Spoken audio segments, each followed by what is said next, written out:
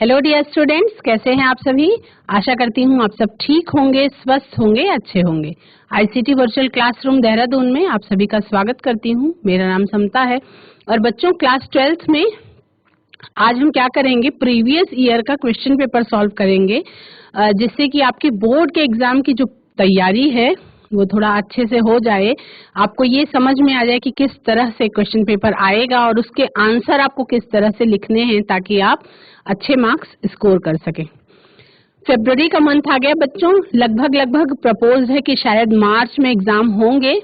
तो अगर अब आगे से जो भी आपको पढ़ाई पढ़नी है तो अपनी स्ट्रेटजी इस तरह से बनाइए कि जैसे ये लगे कि जो तैयारी हो रही है, जो आप पढ़ रहे हैं, वो एकदम बोर्ड एग्जाम के पैटर्न के हिसाब से ही पढ़िए, उसी हिसाब से तैयारी करिए, ताकि आपका जो एग्जाम में बैठने का फोबिया है वो भी ना हो, मार्क्स भी अच्छे स्कोर कर सकें आप, और कॉन्फिडेंस तो आपका बन ही जाएगा यदि आप क्वेश्चन पेपर्स को सॉल्व कर लेंगे जो प्रीवियस ईयर में आए हुए हैं। तो चलते हैं डिजिटल बोर्ड की तरफ और हम अपना क्वेश्चन पेपर आज स्टार्ट करेंगे। ये आपका 2020 में पूछा गया, क्लास 12th का 2020 में पूछा गया जीव विज्ञान सैद्धांतिक का पेपर है, यानी कि आपका बायोलॉजी का थ्योरी का पेपर है, जिसका जो मैक्सिमम मार्क्स है ये आपका किसका, क्लास 12th का यानी कि इंटर का बोर्ड एग्जाम का पेपर है, जिसमें 7 पेजेस में आपका ये एग्जामिनेशन का पेपर आया हुआ है। जीव विज्ञान सैद्धांतिक यानी कि बायोलॉजी थ्योरी। इसमें आप सभी को पता है कि प्रैक्टिकल सब्जेक्ट है, तो कुछ मार्क्स प्रैक्टिकल से मिलते हैं आपको, इसलिए पेपर जो है, क्वेश्चन पेपर आपका आएगा, मैक्सिमम मार्क्स यानी पूर्णांक उसका होगा 70, यानी 70 नंबर का क्वेश्चन जो है वो पूछा जाएगा और उसके लिए आपको टाइम मिलेगा 3 घंटे का, यानी कि 3 आवर्स का। इस प्रश्न पत्र में कुल 30 प्रश्न हैं, है ना। सभी प्रश्न अनिवार्य हैं, यानी कि कंपलसरी हैं सभी प्रश्न, आप कोई भी प्रश्न छोड़ नहीं सकते हैं, लेकिन हाँ ये है कि आपको ऑप्शंस हो सकता है उसमें आगे मिल जाएं। प्रश्न संख्या 1 से 8 तक प्रत्येक प्रश्न जो है वो कितने, 1 अंक का है। प्रश्न संख्या 9 से 18 तक प्रत्येक प्रश्न जो है वो 2 अंकों का है। प्रश्न संख्या 19 से लेकर के 27 तक का जो प्रत्येक प्रश्न है वो 3 अंकों का है, और प्रश्न संख्या 28 से 30 तक प्रत्येक प्रश्न क्या है, 5 अंकों का है। इसका मतलब ये है कि 1 अंक का जो प्रश्न है उसमें बिल्कुल 1 वर्ड आंसर होगा उसका, वो बहुविकल्पीय प्रकार का प्रश्न हो सकता है या 1 वर्ड आंसर वाला प्रश्न होगा। जो 2 अंकों का प्रश्न है उसमें थोड़ा सा 1-2 लाइन लिखना होगा। 3 अंकों का प्रश्न और 5 अंकों का प्रश्न, जो 5 अंकों का प्रश्न है वो दीर्घ उत्तरीय प्रश्न होते हैं, यानी उसको आपको प्रॉपर जिस तरीके से पूछा गया है प्रॉपर जो है सही तरीके से लिखना होगा। प्रश्न संख्या 1 से 4 तक बहुविकल्पीय प्रश्न है, यानी मल्टीपल चॉइस क्वेश्चंस हैं। इनमें प्रत्येक प्रश्न के उत्तर में 4 विकल्प दिए गए हैं और सही विकल्प को अपनी उत्तर पुस्तिका में आपको लिखना है, यानी कि बहुविकल्पीय प्रश्न है लेकिन उसको आप 1 वर्ड में उस आंसर को लिखेंगे तो आप ये कह सकते हैं कि एक 1 वर्ड आंसर ये है। हर क्वेश्चन के लिए आपको 1 नंबर दिए जाएंगे, उसमें हर सही उत्तर के लिए आपको 1 नंबर मिलेंगे। प्रश्न पत्र में कोई विकल्प नहीं है, लेकिन जो 2 अंकों वाले 2 प्रश्नों में, 3 अंकों वाले 3 प्रश्नों में और 5 अंकों वाले सभी प्रश्नों में आंतरिक विकल्प प्रदान किया गया है, यानी कि क्वेश्चन तो कंपलसरी है लेकिन और करके 2 क्वेश्चन दिए गए होंगे, उसमें से चूज करके आप जो मर्जी वो क्वेश्चन कर लीजिए। लेकिन जो और लिखा है तो दोनों क्वेश्चन में से केवल 1 क्वेश्चन का आंसर करना है, यानी कि लिखा हुआ है ऐसे प्रश्नों में केवल 1 विकल्प का ही उत्तर दीजिए। क्वेश्चन नंबर 5, आपका आवश्यकता अनुसार स्वच्छ नामांकित चित्र बनाइए, यानी कि डायग्राम की प्रैक्टिस करना आपको पेपर में बहुत ज्यादा जरूरी है। डायग्राम की प्रैक्टिस करेंगे तभी आप क्या करेंगे, एक स्वच्छ नामांकित चित्र बनाएंगे, यानी कि डायग्राम बनाएंगे और उसकी लेवलिंग भी करेंगे। नामांकित चित्र का मतलब क्या है कि उसकी प्रॉपर लेवलिंग भी करेंगे। There are in all 30 questions in this question paper. All questions are compulsory. Question number 1 to 8 carry 1 marks each. Question number 9 to 18 carry 2 marks each. Question number 19 to 27 carry 3 marks each. And question number 28 to 30 carry 5 marks each. यानी 5 marks वाला जो question होगा वो आपका long answer type question होगा। उसमें कुछ अलग तरीके की there is no overall choice in question paper, लेकिन इंटरनल चॉइस हर क्वेश्चन में दी हुई है। तो जिसमें से आपको क्या करना है, you have to attempt only one of the given choices.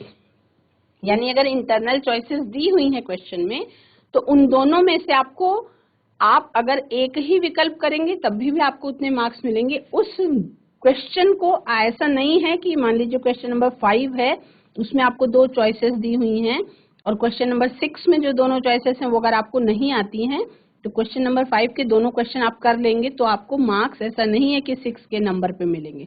तो आपको एक ही चॉइस जो है वो कंप्लीट करनी है। Draw neat and labelled diagrams wherever necessary, जहां पे जरूरत है। अब चूंकि हम जीव विज्ञान के प्रश्न पत्र की बात कर रहे हैं तो जो आपका डायग्राम है वो बनाने की आपको प्रैक्टिस 100% बहुत अच्छी करनी चाहिए। 1 स्ट्रोक डायग्राम बनाना आपको आ जाना चाहिए। उसके लिए आप बार बार प्रैक्टिस कर सकते हैं और कोशिश करें कि जो स्पार्कल वाले कलरफुल पेन्स होते हैं तो डायरेक्ट उन पेन से ही आप डायग्राम बनाएं। अगर नहीं हो पा रहा, लेकिन गलत, क्योंकि आप पेन से बनाने की कोशिश कर रहे हैं तो गलत बिल्कुल भी नहीं बना सकते हैं। तो या तो बहुत बार प्रैक्टिस करके आप उन पेन्स का यूज करके डायग्राम बना सकते हैं। स्केच पेन का यूज करने से बचेंगे, क्योंकि स्केच पेन का यूज करने से क्या होता है कि आंसर शीट के पीछे वाली तरफ भी वो उभर के आ जाता है, छप जाता है, तो पीछे की तरफ फिर लिखना पॉसिबल नहीं हो पाता क्लियर। तो कोशिश करेंगे कि पेन का ही यूज करेंगे। स्केच पेन का यूज केवल हेडिंग्स के लिए कर सकते हैं, अदरवाइज जेल पेन आती है हेडिंग्स के लिए भी ब्लैक कलर की, उसको आप यूज कर सकते हैं। और अगर आपको प्रैक्टिस बहुत अच्छे से नहीं है, बहुत स्लो डायग्राम बना रहे हैं आप, तो बहुत हल्के हाथ से पेंसिल से डायग्राम बना करके उसके ऊपर आप कलर्ड पेन को चढ़ा सकते हैं, है ना। तो यदि आपकी बहुत अच्छे से प्रैक्टिस है डायग्राम बनाने की तो आप उसको बहुत अच्छी तरह से बना पाएंगे। क्वेश्चन देखेंगे हम। नीचे दिए गए यौन संचारित रोग से उस रोग की पहचान करें जो विशेष रूप से यौन अंगों को प्रभावित नहीं करता है। यानी कि क्वेश्चन में ही नहीं शब्द आ गया, बहुत सारे बच्चे कंफ्यूज हो जाएंगे और ऐसे रोग का नाम लिख देंगे जो यौन अंगों को प्रभावित करता है। तो आपको वो नाम लिखना है from the sexually transmitted disease mentioned below. Sexually transmitted disease ही है जो नीचे चारों दी गई है। Identify the one disease which does not specifically affect the sex organs. यानी कि इसमें से एक ऐसी डिजीज का नाम आपको बताना है जो आपकी सेक्स ऑर्गन्स को अफेक्ट नहीं करती हैं, लेकिन सेक्सुअली ट्रांसमिटेड डिजीज है। ऑप्शन नंबर 1 क्या है आपका? सिफिलिस। ऑप्शन नंबर 2 क्या है? गोनोरिया। ऑप्शन नंबर 3 क्या है? जेनाइटल वार्ट्स यानी कि जनन मस्सा। और ऑप्शन नंबर 4 क्या है? एड्स, है ना। तो जिसमें से आप सबको पता है कि सिफिलिस, गोनोरिया, जेनाइटल वार्ट्स ये तीनों सेक्सुअली ट्रांसमिटेड डिजीजेस हैं, लेकिन ये तीनों सेक्स ऑर्गन्स को ही अफेक्ट करती हैं। एड्स एक ऐसा रोग है जो है तो सेक्सुअली ट्रांसमिटेड डिजीज लेकिन सेक्स ऑर्गन्स को अफेक्ट नहीं करता है। यानी एड्स में जो लक्षण होते हैं वो कुछ ऐसे नहीं होते हैं जिससे आपका सेक्स ऑर्गन्स पे अफेक्ट हो, वो ओवरऑल आपके पूरी बॉडी पे अफेक्ट करता है और इम्यूनिटी को बहुत बुरी तरह से प्रभावित करता है। तो इसका आंसर क्या होगा बच्चों? क्वेश्चन नंबर 1 का जो आंसर है वो क्या होगा? एड्स। तो उसको लिखेंगे कैसे आंसर शीट में, उत्तर पुस्तिका में उसको लिखेंगे? ठीक है बच्चों, तो क्वेश्चन नंबर 1 में क्वेश्चन नंबर 1 आपका, आपने क्या देखा कि जो सेक्सुअली ट्रांसमिटेड डिजीज है ना, उसमें 4 डिजीजेस के नाम दिए हुए हैं। क्वेश्चन नंबर 1 में आप लोगों ने देखा कि 4 सेक्सुअली ट्रांसमिटेड डिजीजेस के नाम दिए हुए हैं, विकल्प दिए गए हैं, जिसमें से वो ये पूछ रहा है क्वेश्चन में, एग्जामिनर आपसे ये जानना चाह रहा है कि इन चारों रोगों में से कौन सा ऐसा डिजीज है जो सेक्स ऑर्गन्स को स्पेशली केवल उसी ऑर्गन को अफेक्ट नहीं करता है। तो जिसमें से सिफिलिस, गोनोरिया और आपका जेनाइटल वार्ड्स, जनन मस्सा, ये तीनों जो हैं ये सेक्सुअल ट्रांसमिटेड डिजीज होने के साथ साथ ही सेक्स ऑर्गन्स को ही अफेक्ट करते हैं। लेकिन चौथा रोग जो है एड्स, वो आपका सेक्सुअली ट्रांसमिटेड डिजीज है, लेकिन सेक्स ऑर्गन्स को स्पेसिफिकली अफेक्ट नहीं करता है। तो किस तरह से आंसर लिखेंगे? आपका क्लास 12th का आंसर शीट है, क्लास 12th का आपका आंसर शीट है। तो आप उसमें ऐसे करेंगे, ये आपका जीव विज्ञान की आप उत्तर पुस्तिका लिख रहे हैं, है ना, इसमें ऐसे लिखेंगे, जैसे मान लीजिए ये आपकी उत्तर पुस्तिका है, मान लीजिए ये आपकी उत्तर पुस्तिका है, ये आपकी उत्तर पुस्तिका का शीट है। तो यहाँ पे आप, ये प्लेन है, मान लीजिए लाइंस बनी हुई होती है ना, इस तरह से लाइंस बनी हुई होती हैं, ऐसे ऐसे लाइंस बनी हुई होती है ना, इस तरह से ऐसे लाइंस बनी हुई होती हैं। तो आप यहाँ पे लेफ्ट हैंड साइड पे एक अच्छी सी मार्जिन देंगे, डबल, इस तरह से आप अपने स्केल से डबल मार्जिन दे देंगे। और डबल मार्जिन देने के बाद क्या करेंगे, यहाँ पे आप लिखेंगे प्रश्नोत्तर क्रमांक 1। कैसे लिखेंगे? यहाँ पे आप लिखेंगे प्रश्नोत्तर क्रमांक 1। और इस तरह लिखने के बाद जो आपने मार्जिन दिया है लेफ्ट हैंड साइड पे, उसके साइड में इस तरह से, क्योंकि 4th ऑप्शन आपका सही था, तो यहाँ पे लिखने के बाद आप लिख देंगे एड्स। कुछ इस तरीके से क्वेश्चन आंसर शीट में लिखेंगे ताकि क्लियर हो और एग्जामिनर को एकदम देखते ही पता चल जाए कि आंसर नंबर 1 जो है उसका सही विकल्प क्या है, उसका सही विकल्प एड्स है।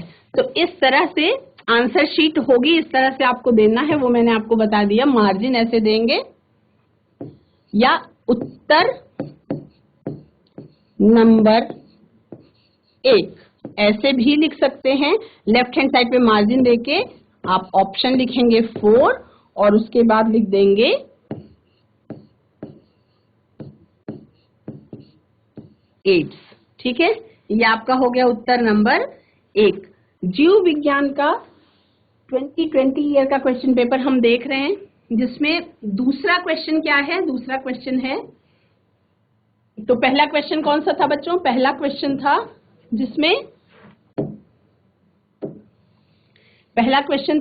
जिसमें 4 ऑप्शंस दिए हुए हैं, सिफिलिस, गोनोरिया, जनन मस्सा और एड्स। तो इसमें से सही उत्तर जो कौन सा है? एड्स, ये सही उत्तर है। तो अगर आप इस तरह से लिखते हैं तो 1 मार्क्स आपके एग्जामिनेशन में पक्के हो गए।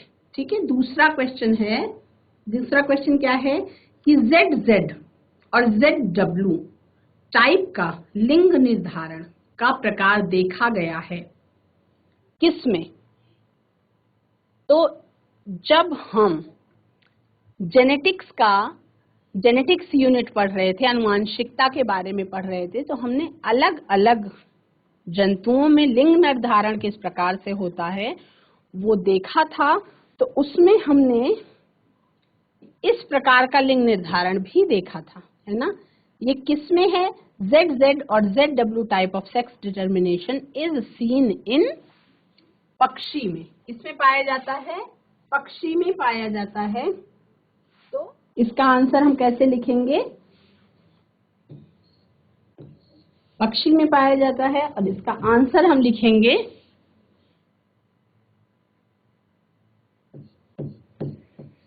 उत्तर नंबर 2। इसका हम आंसर लिखेंगे, क्योंकि ऑप्शन नंबर 2 सही है, तो ऑप्शन नंबर 2 लिखेंगे हम, और यहाँ पे इस तरह से मार्जिन दिए हुए रहेंगे। इस तरह से ऐसे आप स्केल पेन से अपने स्केल से अच्छी सी सीधी लाइन एक खींच लेंगे और उसके बाद यहाँ पे लिखेंगे पक्षी में। ठीक है, तीसरा क्वेश्चन हम देखेंगे।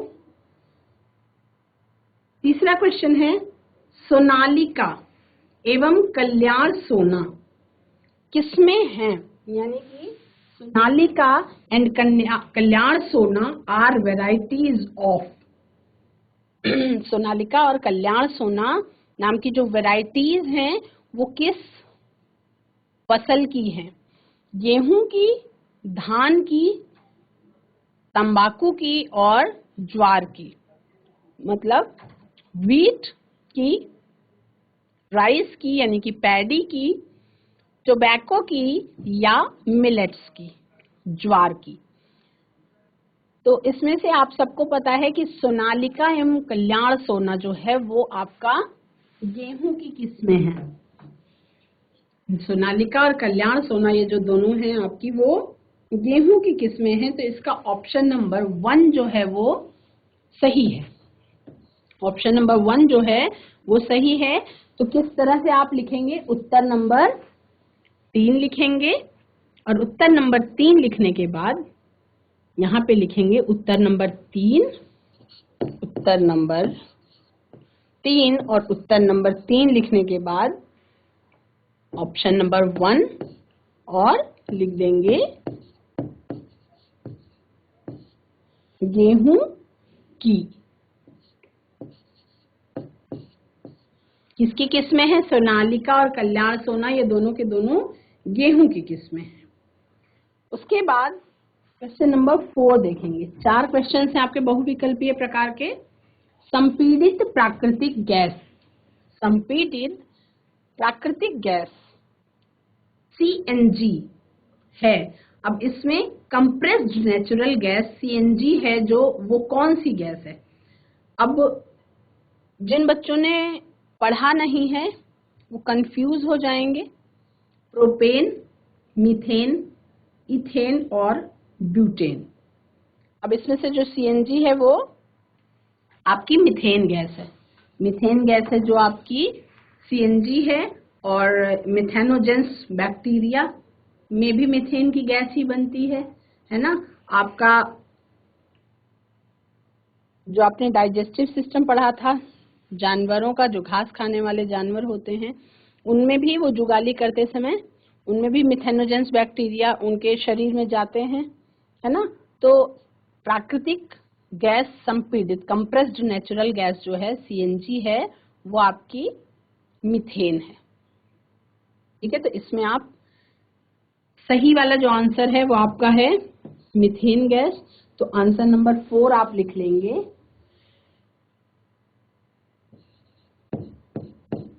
उत्तर नंबर 4, उत्तर नंबर 4 आप लिखेंगे। ऑप्शन जो था आपका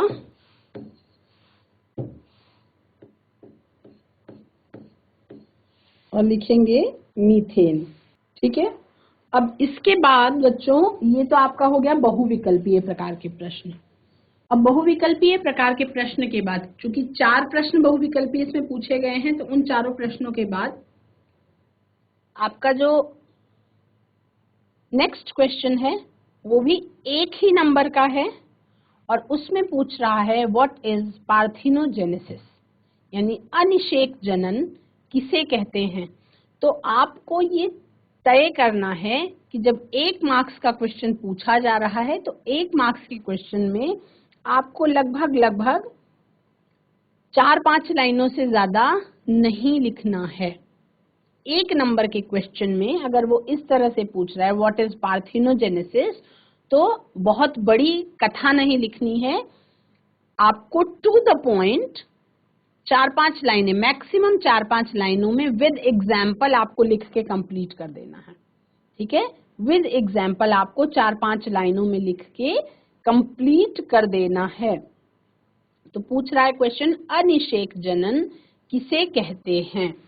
क्वेश्चन नंबर 5 है तो क्वेश्चन नंबर 5 का उत्तर लिखेंगे हम, यहाँ पे लिखेंगे उत्तर नंबर 5, या इसको कुछ लोग लिखते हैं प्रश्नोत्तर क्रमांक 5, यानी 5वें वाले प्रश्न का उत्तर क्रमांक 5। अब इसको कैसे लिखेंगे, इसको हम लिख लेते हैं, नए पेज पे लिख लेंगे क्योंकि बड़ा है ये, है ना। उत्तर नंबर 5, उत्तर नंबर 5 कैसे लिखेंगे, बिल्कुल सधे हुए शब्दों में टू द पॉइंट आंसर करेंगे और एग्जाम्पल भी साथ में दे देंगे। पार्थिनोजेनेसिस आप सबने जो sexual reproduction in flowering plants जो यूनिट था उसमें आपने इसको पढ़ा है, और ये क्वेश्चन आपका है, पहले हेडिंग डालेंगे अनिषेक जनन। अनिषेक जनन पे क्या करेंगे, नीचे भी हेडिंग थोड़ा सा लाइन बना देंगे, और उसके बाद आप लिखेंगे वह प्रक्रिया, वह, जैसे आप अगर ब्लैक कलर से हेडिंग डाल रहे हैं ना, तो आप ब्लू कलर से लिख लेंगे, है ना, ब्लू कलर के पेन से लिखेंगे। तो कैसे लिखेंगे, वह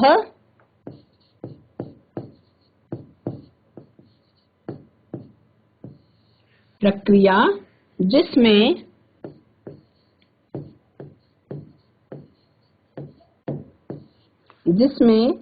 बिना निषेचन की घटना के, बिना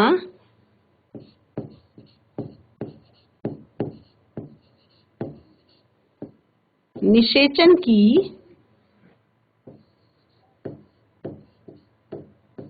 घटना के नए जीव का निर्माण हो जाता है, जीव का निर्माण हो जाता है, क्या कहलाता है,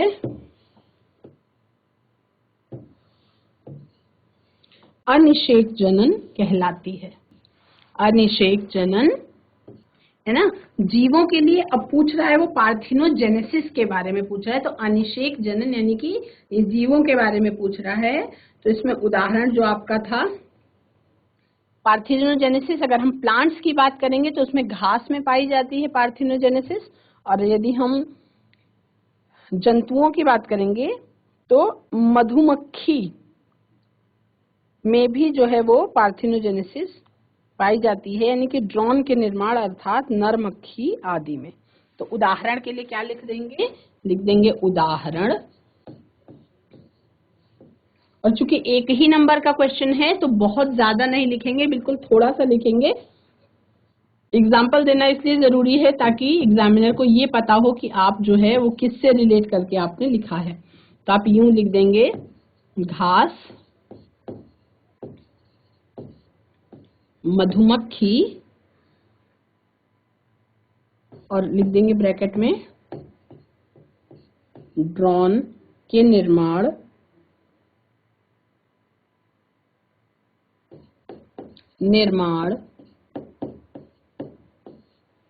अर्थात नरमक्खी आदि।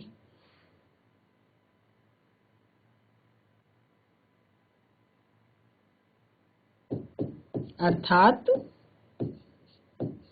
नर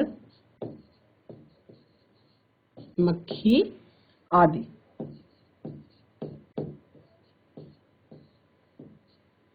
ठीक है, तो ये आपका उत्तर नंबर 5 हो गया। अब इसमें अनिषेक जनन के बारे में आपने टू द पॉइंट आपने बात बताई कि अनिषेक जनन कहते किसे हैं, और उसका एक एग्जाम्पल दे दिया, है ना। तो आपका 1 नंबर इसमें इतने में ही सिक्योर हो जाता है। उसके बाद फिर आपके एक एक नंबर के ही कुछ और क्वेश्चंस पूछे गए हैं, एक एक नंबर के ही कुछ और क्वेश्चंस पूछे गए हैं, जिसमें आपका क्वेश्चन नंबर 6 है, वो कह रहा है कि what is operon, what is operon, है ना। आपने पढ़ा है इसको, है ना, ओपेरॉन के बारे में, कि जीन का जो खंड आपकी जीन की सक्रियता को, जीन्स की एक्टिविटी को जो नियंत्रित करता है, क्या कहलाता है, ओपेरॉन कहलाता है। देखिए पढ़ा आपने बड़ा है, लेकिन जब क्वेश्चन में एक ही नंबर का पूछ रहा है तो आपको एक ही नंबर के हिसाब से लिखना है। देखिए ध्यान ये रखेंगे कि जब एक नंबर का क्वेश्चन पूछ रहा है तो एक नंबर का ही आंसर लिखेंगे, यानी कि बिल्कुल टू द पॉइंट चीजें लिखेंगे, टू द पॉइंट चीजें लिखेंगे। और आपको 3-4 लाइन, मैक्सिमम 3-4-5 लाइन में, आपका एक नंबर का क्वेश्चन अगर पूछ रहा है तो मैक्सिमम 2 या 3 लाइन में कंप्लीट होना चाहिए। अगर एग्जाम्पल भी देना चाहते हैं तो आपको वो भी दे सकते हैं। जैसे आपने ये molecular basis of inheritance chapter में पढ़ा था ओपेरॉन के बारे में, कि ओपेरॉन क्या है, व्हाट इज ओपेरॉन, इम्पोर्टेंट था लैक ओपेरॉन। तो आंसर में क्या लिखेंगे, पहले हम आंसर में क्या लिखेंगे ये लिख लेंगे, उसके बाद इसके बारे में थोड़ा सा आपको मैं रिकॉल भी करवा दूंगी, एक बार रिवाइज भी करवा दूंगी कि ओपेरॉन जो है एग्जैक्टली आपने ओपेरॉन के बारे में क्या पढ़ा। क्वेश्चन नंबर 6 का उत्तर नंबर 6 लिखेंगे हम। उत्तर नंबर 6 क्या लिखेंगे, ओपेरॉन। उत्तर नंबर 6 में लिखेंगे ओपेरॉन।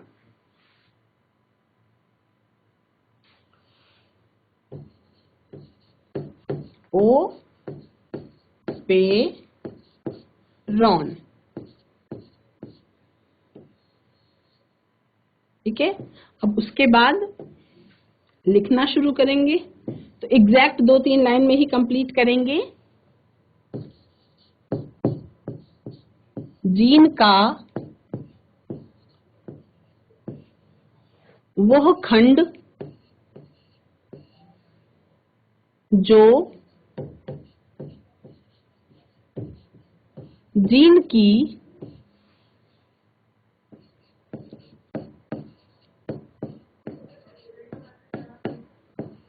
सक्रियता को नियंत्रित करता है,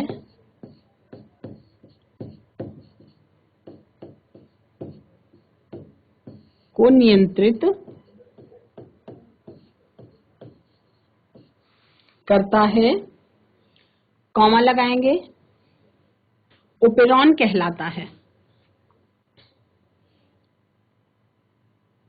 अब ओपेरॉन को चाहेंगे तो हम इसको एक ही शब्द, इसको हम ब्लैक कलर से भी लिख सकते हैं, ओपेरॉन कहलाता है, कहलाता है। इसमें अब उस खंड के बारे में आपने लिख लिया, अब इसमें क्या कौन कौन से जीन्स होते हैं ओपेरॉन में वो आपको लिख देना है। तो इसमें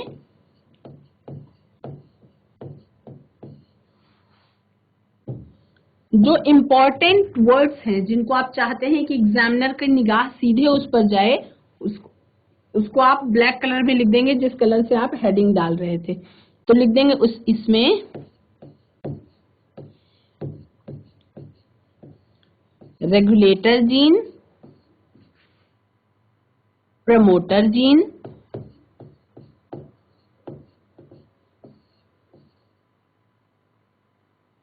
प्रमोटर जीन, और उसके बाद इनहिबिटर जीन,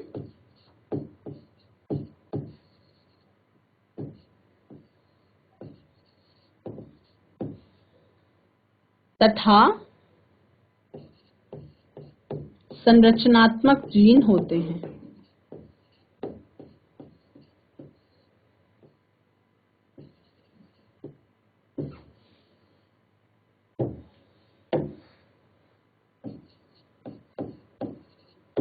होते हैं। या तो इम्पोर्टेंट वर्ड्स के लिए आप अपनी पेन का कलर चेंज कर सकते हैं, या लिखने के बाद उस पर आप नीचे अंडरलाइन कर सकते हैं, या उसको किसी तरह से हाईलाइट कर सकते हैं जिससे एग्जामिनर जो है वो डायरेक्ट उस चीज को देख ले, है ना। तो इसको जब आप एग्जामिनेशन वाली शीट में लिखेंगे तो लगभग लगभग 3 लाइनों में, या आपका 3-4 लाइनों में हद से हद कंप्लीट हो जाएगा, है ना। अगर उसको आप बहुत नीट एंड क्लीन लिखते हैं तो 3-4 लाइनों में लगभग लगभग कंप्लीट हो जाएगा। अब सबसे पहले आपको क्या करना है बच्चों, जब आप कोई क्वेश्चन देखें तो क्वेश्चन देखने के बाद आपको उसको रिकॉल करना है। कोई भी क्वेश्चन देखेंगे तो क्वेश्चन देखने के बाद आपको उसको रिकॉल करना है, याद करना है कि आपने जो है जब पढ़ा था तो आपने क्या कॉन्सेप्ट पढ़ा था, उसमें से कितना खंड इसमें लिखेंगे तो सफिशिएंट होगा। क्योंकि जो आपने पढ़ा वो तो आपने इतना पढ़ा है कि अगर मान लीजिए कि 5 नंबर के क्वेश्चन में भी पूछ लिया जाता तो आप उसको भी बता सकते थे। तो चूज करना है कि कितना कंटेंट आपको लिखना है कितने नंबर के क्वेश्चन के लिए। 1 नंबर के क्वेश्चन के लिए थोड़ा सा लिखना है, 2 नंबर के क्वेश्चन के लिए मतलब जितना कंटेंट लिखना है तो उस क्वेश्चन के लिए जितने मार्क्स हैं उस मार्क्स के हिसाब से ही आपको कंटेंट अपना प्रोवाइड करना है आंसर शीट में। यानी कि बहुत ज्यादा भी नहीं करना है और बहुत कम भी नहीं करना है। तो सबसे पहले यदि किसी भी क्वेश्चन का आप आंसर लिखते हैं तो किसी भी प्रश्न का उत्तर लिखते समय टिप्स हैं आपकी कि किसी भी प्रश्न का उत्तर लिखते समय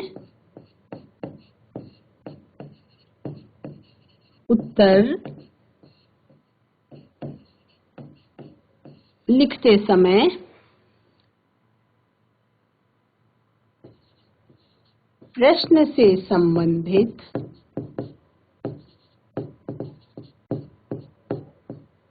जो आपकी थ्योरी आपने पढ़ी है उसको रिकॉल करना है, थ्योरी को रिकॉल करना है, तभी आप एग्जैक्ट आंसर लिख पाएंगे। जैसे आप जब उसने क्वेश्चन पूछा कि ओपेरॉन किसे कहते हैं तो आपने केवल 3-4 लाइन में आंसर किया, लेकिन ओपेरॉन जो आपने पढ़ा था मॉलिक्यूलर बेसिस ऑफ इनहेरिटेंस में उसने आपने क्या क्या पढ़ा था ओपेरॉन के बारे में। ओपेरॉन के बारे में आपने पढ़ा था कि आपकी जो लैक ओपेरॉन की जानकारी, देखिए इसमें कोई जरूरी नहीं है, हो सकता है कि वो ये पूछ ले आपसे कि ओपेरॉन की जानकारी कौन से वैज्ञानिक ने दी थी, ये भी पूछा जा सकता है। तो लैक ओपेरॉन की जानकारी जो है वो किसने, जेनेटिसिस्ट ने, फ्रैंकोइस जैकब ने, और बायोकेमिस्ट जो थे जैक मोनोड उन्होंने दी थी। मतलब इन दोनों के आपसी प्रयास से, इन दोनों की मिली जुली प्रयास से मिली थी लैक ओपेरॉन की जानकारी। इन्होंने पहली बार ट्रांसक्रिप्शनली रेगुलेटेड सिस्टम के बारे में बताया था, है ना। अब इसमें ओपेरॉन का अर्थ क्या है, ओपेरॉन का मतलब है, इसमें लैक का मतलब है लैक्टोज, है ना, और ओपेरॉन का मतलब है कि रेगुलेटरी जीन। तो इसमें पॉलीसिस्ट्रोनिक स्ट्रक्चरल जीन्स का रेगुलेशन एक कॉमन प्रमोटर और रेगुलेटरी जीन के द्वारा होता है ना। तो इस तरह का अरेंजमेंट बैक्टीरिया में बहुत कॉमन है और इसे ही ओपेरॉन कहते हैं। तो आप उसको शब्दों में बांध करके इस तरह से आपने लिखा आंसर में कि जीन का वो खंड जो जीन की सक्रियता को नियंत्रित करता है ओपेरॉन कहलाता है। अब इसमें कौन कौन से शामिल होते हैं, regulator gene, promoter gene, inhibitor gene और संरचनात्मक जीन जो हैं वो शामिल होते हैं। अब एग्जाम्पल देखो, आप उसने केवल ओपेरॉन के बारे में पूछा है, एग्जाम्पल आपका कई है, लैक ओपेरॉन है, टीआरपी ओपेरॉन है, एआरए ओपेरॉन है, हिज ओपेरॉन है, वीएल यानी कि वेल ओपेरॉन है जिसके बारे में आपने पढ़ा हुआ है, मतलब आपके सिलेबस में है। अब लैक ओपेरॉन जो है वो एक रेगुलेटरी जीन है, आई जीन। 3 स्ट्रक्चरल जीन्स होते हैं जेड, वाई और ए। तो लैक ओपेरॉन यानी रेगुलेटरी जीन है जो वो जेड, वाई और ए से मिलकर के बना होता है ना। जो आपका रेगुलेटरी जीन होता है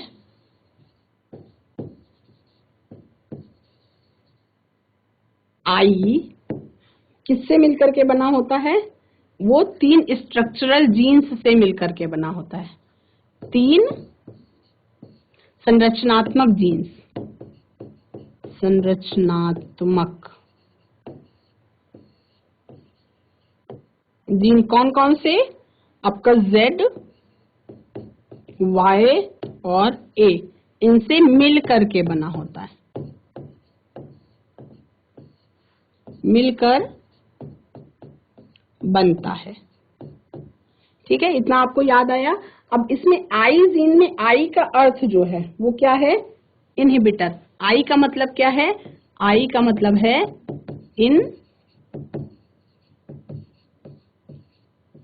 इनहिबिटर, है ना। अब आई जीन जो लैक ओपेरॉन में रिप्रेसर को कोड करता है ना, जेड जीन जो है वो बीटा गैलेक्टोसिडेज को करता है, यानी कि बीटा गैल बोलते हैं उसको, कोड करता है और मुख्यतः डाइसेकेराइड के हाइड्रोलिसिस के लिए रिस्पॉन्सिबल होता है। वाई जीन जो है वो परमिएज को कोड करता है ना। तो लैक ओपेरॉन के जो तीनों जीन के प्रोडक्ट्स हैं वो लैक्टोज मेटाबॉलिज्म के लिए जरूरी हैं। और दूसरे भी ओपेरॉन्स जो हैं उनमें भी जो जीन्स हैं, तो वो केवल आपको टू द पॉइंट, केवल उसने एक ही शब्द पूछा कि ओपेरॉन किसे कहते हैं। तो ओपेरॉन किसे कहते हैं ये आपको बिल्कुल लिमिट में 4-5 लाइन में ही लिखना था, तो 4-5 लाइन में भी आपने उसको सही तरीके से लिख दिया, है ना। अब इसमें आपने एकदम क्या कहते हैं कि जैसे आपने एक ही नंबर का वो क्वेश्चन पूछा है, लेकिन पूरी जानकारी उसी एक ही नंबर के क्वेश्चन में वो लेना चाह रहा है। जो एग्जामिनर है उसने एक ही नंबर का क्वेश्चन आपसे पूछा, लेकिन इसी एक नंबर के क्वेश्चन में ही पूरी जानकारी लेना चाह रहा है। तो बिल्कुल सधे शब्दों में यही 4 लाइनें 5 लाइनें आप लिखेंगे और आपका जो आंसर है वो कंप्लीट हो जाएगा। तो एक नंबर के क्वेश्चन में अगर उसको कंटेंट सही मिलता है तो एक नंबर में क्या ही नंबर काटेगा टीचर, तो आपको एक नंबर पूरे वो दे देगा, है ना। तो ये आपका जो क्वेश्चन है ओपेरॉन का, ये कंप्लीट हो गया। आपका उत्तर नंबर 6 था। और अगर इसमें बड़े मतलब ज्यादा नंबर का पूछ लेता है, मान लीजिए 2 मार्क्स में, यही क्वेश्चन 3 मार्क्स में पूछता है, तो उसमें आपको कंटेंट जो है वो बढ़ाना होगा, क्योंकि वो और ज्यादा क्वेश्चन में कुछ ना कुछ ऐड कर लेगा पूछने के लिए, और फिर आपको थोड़ा सा कंटेंट जो है वो बढ़ाना होगा, जिसमें आपको थोड़ा आप ब्रीफ में कर दें कि ओपेरॉन का रिप्रेसर जो है आई जीन, इसके द्वारा सिंथेसाइज्ड होता है। रिप्रेसर प्रोटीन ओपेरॉन के ऑपरेटर रीजन से जुड़ करके आरएनए पॉलीमरेज को निष्क्रिय कर देता है, ये लिखें। या आप लैक ओपेरॉन का डायग्राम भी बना के दिखा सकते हैं, है ना, किस तरह से इंड्यूसर की प्रेजेंस में, एब्सेंस में किस तरीके से काम करता है वो आप दिखा सकते हैं अगर चाहें तो आप। और उसके बाद क्वेश्चन लगभग इसी तरीके से पूछे जाएंगे। तो एक नंबर के क्वेश्चन में आपसे पूछा गया कि ओपेरॉन किसे कहते हैं, तो आपने सबसे परफेक्ट जो आंसर है वो 4 लाइनों में वो आप यही है, और उसको आप इसी तरीके से लिख सकते हैं। अब उसके बाद आपका नेक्स्ट क्वेश्चन आता है, क्वेश्चन नंबर 7, जो आपका 1 नंबर का ही क्वेश्चन है। क्वेश्चन नंबर 7 क्या है? किन्हीं 2 प्रतिजैविकों के नाम लिखिए। किन्हीं 2 प्रतिजैविकों के नाम लिखिए। तो अब ये जो आपका अनिषेक जनन है, ये आपका ओपेरॉन क्या है, ये कंप्लीट हो गया, मैंने करा दिया है। और इसमें मैंने आपको बताया कि चूंकि ये एक नंबर के क्वेश्चन हैं, तो 1 नंबर के क्वेश्चन में जीव विज्ञान के पेपर में ये मान के चलें कि आप अपनी उत्तर पुस्तिका में लगभग 4 से 5 लाइन का ही आंसर लिखेंगे। 1 नंबर के क्वेश्चन के लिए 4 से 5 लाइन लिख देना आपके लिए सफिशिएंट होगा। 4 से 5 लाइनें अगर आप लिखते हैं, टू द पॉइंट लिखेंगे, तो मार्क्स आपके टीचर नहीं कट करेगा। अब इसमें से किन्हीं 2 प्रतिजैविकों के नाम पूछ रहा है वो, right the name of any 2 antibiotics. तो पूरा का पूरा चैप्टर ही आपने पढ़ा हुआ है, जिसमें प्रतिजैविकों के बारे में पढ़ाया गया है, इम्यूनिटी के बारे में पढ़ाया गया है और सारी चीजें, लेकिन आपको केवल 2 प्रतिजैविकों के नाम पूछ रहा है वो। तो आप एग्जामिनर जितना पूछ रहा है टू द पॉइंट उतना ही आंसर करना है। तो किन्हीं 2 प्रतिजैविकों के नाम लिखिए में आप आंसर करेंगे उत्तर नंबर 7। उत्तर नंबर 7 लिखेंगे। 2 प्रतिजैविकों के नाम पूछ रहा है टीचर, मतलब एग्जामिनर, तो आप लिखेंगे प्रतिजैविकों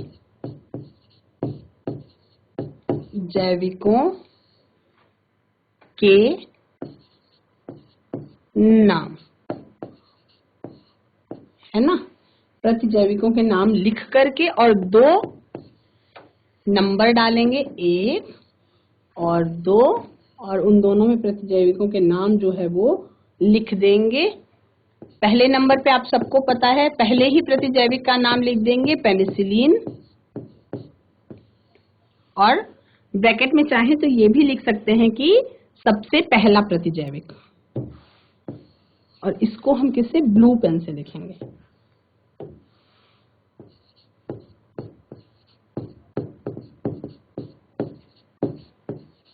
पेनिसिलिन और ब्रैकेट में लिख देंगे सबसे पहला प्रतिजैविक, सबसे पहला प्रतिजैविक, और दूसरे प्रतिजैविक का नाम लिख देंगे स्टैनिन,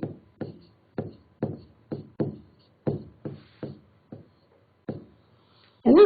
तो आपको अब पेनिसिलिन के खोजकर्ता कौन थे, अलेक्जेंडर फ्लेमिंग थे, तो आवश्यकता नहीं है खोजकर्ता का नाम लिखने की, क्योंकि क्वेश्चन में पूछा नहीं गया है। लेकिन कुछ बच्चे क्या करेंगे, उनका मन करेगा कि हाँ चलो लिख देते हैं, लाओ, तो आप लिख भी सकते हैं, नहीं भी लिख सकते हैं। क्वेश्चन में पूछ नहीं रहा आपसे कि खोजकर्ता का नाम लिखिए, तो आप केवल प्रतिजैविकों के नाम ही लिख करके छोड़ सकते हैं। अगर चाहें तो लिख भी सकते हैं, ना चाहें तो ना, मतलब अगर आपको याद आ जाता है कि क्या है, अलेक्जेंडर फ्लेमिंग इसकी खोजकर्ता थे, तो आप उनका नाम लिख सकते हैं। अगर नहीं याद आता है उस टाइम पे, उस मोमेंट पे, तो आप चाहें तो नहीं भी लिख सकते हैं। तो आज हम लोगों ने 7 क्वेश्चंस कंप्लीट किए हैं, एक नंबर के, है ना। इसी तरह से क्वेश्चन पेपर आप सॉल्व करते रहेंगे तो आपका कॉन्फिडेंस जो है वो बिल्डअप होता जाएगा। तो बच्चों, आज की क्लास में हम सभी ने जीव विज्ञान सैद्धांतिक या बायोलॉजी की थ्योरी का क्वेश्चन पेपर देखा। मैक्सिमम मार्क्स इसमें 70 नंबर का था, और जो मार्क्स नहीं है वो आपके प्रैक्टिकल से आपको मिलेंगे। प्रैक्टिकल जो आपका प्रयोगात्मक परीक्षा होगी, उससे आप अपने मार्क्स को स्कोर कर सकते हैं। 70 मार्क्स का जो क्वेश्चन पेपर था उसको आप बहुत साफ सुथरे तरीके से अच्छे से लिखेंगे, मार्क्स आपको अच्छे मिलेंगे, और इस तरह से क्वेश्चन पेपर सॉल्व करने से आपका क्या होगा, कॉन्फिडेंस भी बिल्डअप होता जाएगा, और साथ साथ सारे के सारे इंपॉर्टेंट क्वेश्चंस का रिवीजन भी होता जाएगा। That's all for today. Have a nice day, take care.